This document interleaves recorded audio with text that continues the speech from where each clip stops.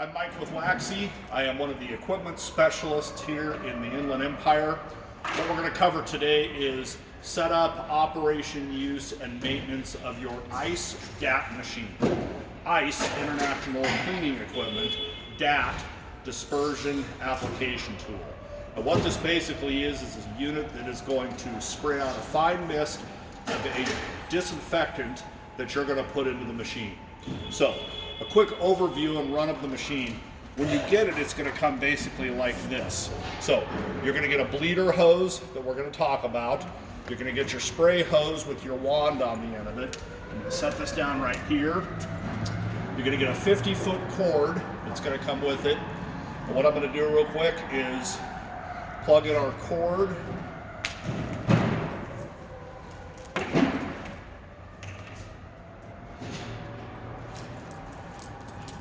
But I'm not going to plug it into the machine yet because we still have to go put water in it.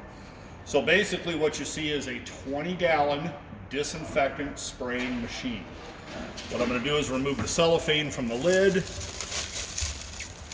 And I believe it's protective to keep it nice and clean.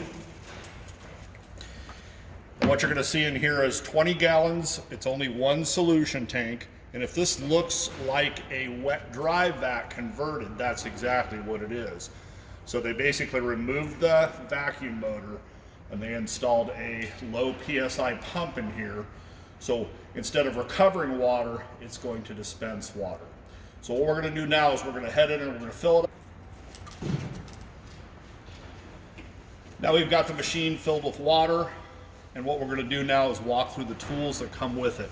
So in the box, you're going to find the cord as we talked about, and I'm going to plug the cord in back here.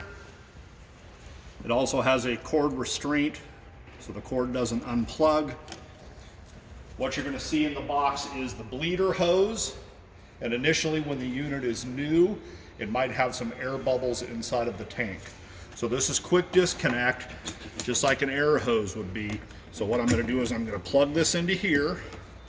I'm going to hold this over. So what it's going to do is it's going to dispense the chemical through here back into the tank, and if it's got any air bubbles in it, it's going to release those. We'll cover the switch in a minute, but I'm going to turn it on here. You hear the pump running. If you look up here, you might see some foam and some bubbles coming through it. Once it's a solid stream of liquid, and all I have in here is tap water, I've got the bleeding portion of it done. So basically what I'm going to do now is I'm going to shut off my pump, and I'm going to remove my bleeder hose. And I'm now ready to use the machine.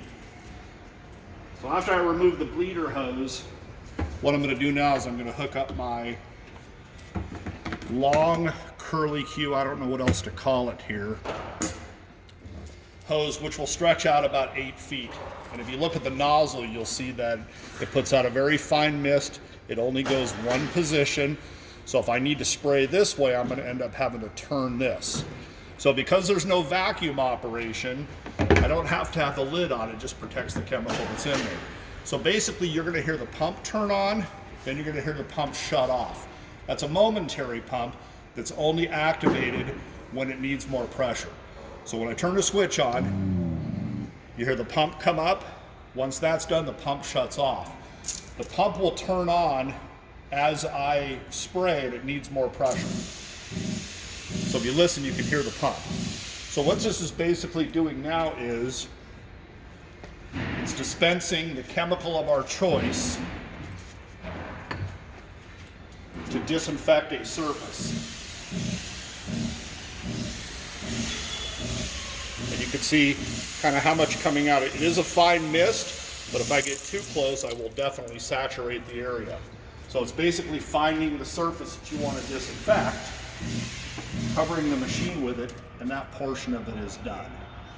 So once we're done with the machine, what we're going to do, I'm going to shut off the switch. What I'm going to do now is I'm actually going to release the pressure from here so I don't leave it pressurized for a long period of time.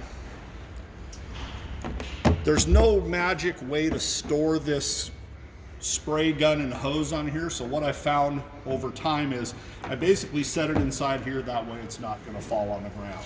So again, we've covered operation, pretty simple. Put in anywhere from 0 to 20 gallons of your selected disinfectant, whatever you're going to use. There's only one switch, turns it on, turns it off. It's that simple. You got your cord that attaches to it. There's an adjustable handle here with these 4 wing nuts where I can adjust the handle up and down a tiny bit. So depending on the height of the user, they can get it to their comfort level. If I ever need to drain out the chemical inside of it because it sat too long or I need to change chemical, just like a wet dry vac, it's simple. All I'm going to do is take this big drain hose here, pop off my lid, and what I would do is I would lay this into my slop sink. It would completely drain out like a wet dry. I would open this up, rinse this all out, and be complete. When I'm finished, put my drain hose back up here, and the machine is now ready for storage. The only other thing I'd like to cover here is maintenance of the spray jet. And again, because I turned it back on, I want to release the pressure one more time. The pump is not adjustable. It comes out at 1 psi only. The jet, you can't change the spray pattern whatsoever. So if I need to clean this out for any reason, I'm basically going to push this in a tiny bit, just like a carpet machine, and I'm going to turn it 1/4 of a turn.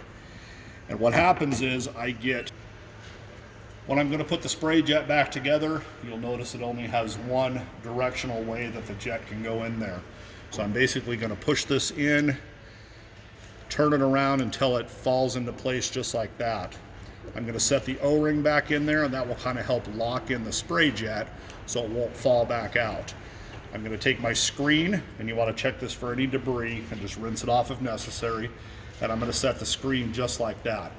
If I turn this upside down, everything will fall on the floor. So what I've learned is to aim this down. All I'm going to do is, just like a carpet extractor, to start to fall into place. I give it 1/4 of a turn. Now, without even looking, I know that the spray jet is facing horizontal. That's operation and use of the ICE DAT.